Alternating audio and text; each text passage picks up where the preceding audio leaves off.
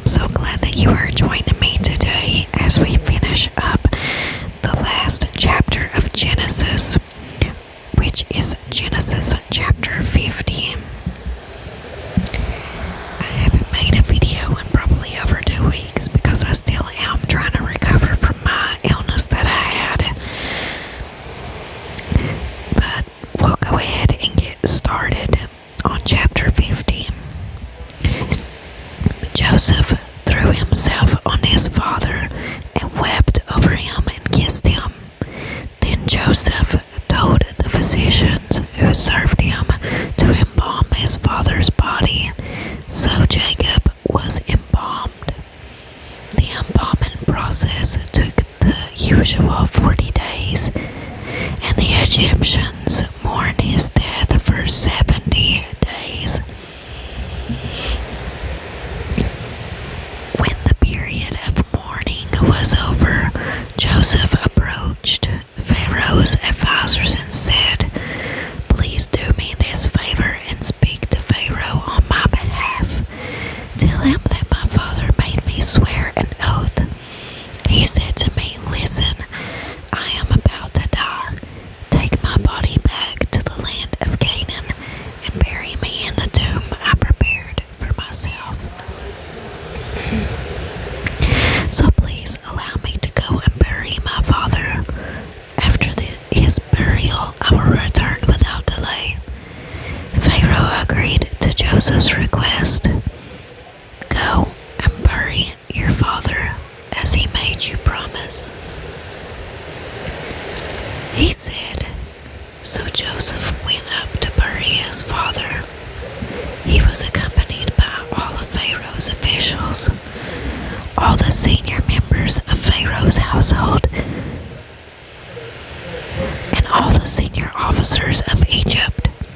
Joseph also took his entire household and his brothers and their households, but they left their little children in flocks and herds in the land of Goshen. A great number of chariots and charioteers accompanied Joseph. As you can see, my cat, he does this every time that I read the Bible. Whether I read the Bible in the floor or I read it on a table or anywhere, he is just highly involved. He always has been his whole life. Next month's actually his birthday. He'll be 7 years old. But he's a little Bible scholar. I'm so proud of him. He loves for the Bible to be read to him.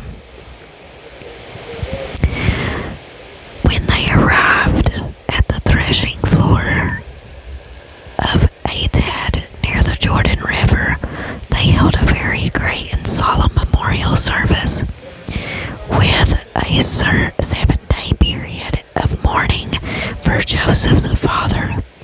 The local residents, the Canaanites, watched them mourning at the threshing floor of Atad.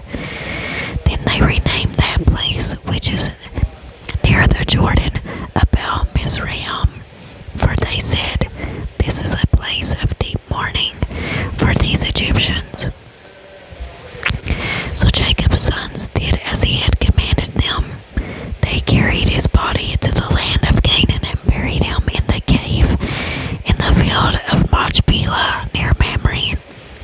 This is the cave that Abraham had bought as a permanent burial site from Ephron the Hittite. After burying Jacob, Joseph returned to Egypt with his brothers and all who had accompanied him to his father's burial. But now that their father was dead, Joseph's brothers became fearful.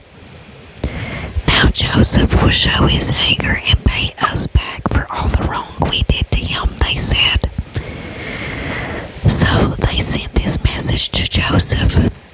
"Before your father died, he instructed us to say to you, 'Please forgive your brothers for the great wrong they did to you, for their sin is treating you so cruelly.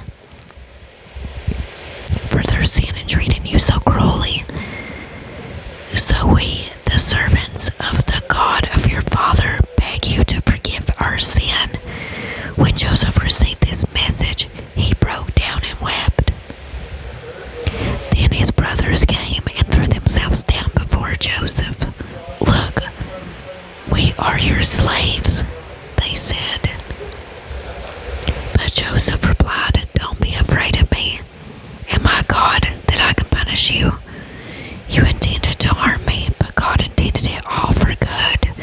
He brought me to this position so I could save the lives of many people." And then the footnote right here says, here Joseph reveals something central to the heart of Jesus. He makes beautiful things out of ugly things. Amen. He takes harmful motivations and weaves something redemptive in their midst. And we can find that in Romans chapter 8, verse 28.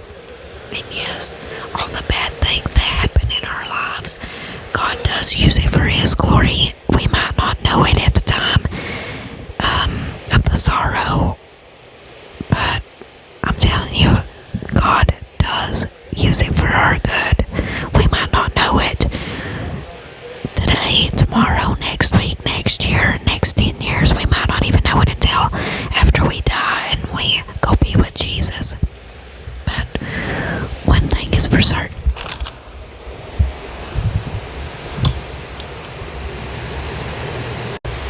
One thing is for certain is God uses all bad things for His glory and for our good. No, don't be afraid. I will continue to take care of you and your children. So he reassured them by speaking kindly to them.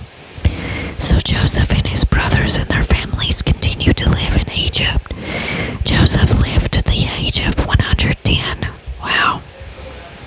He lived to see 3 generations of descendants of his son Ephraim, and he lived to see the birth of the children of Manasseh, son of Machir, whom he claimed as his own.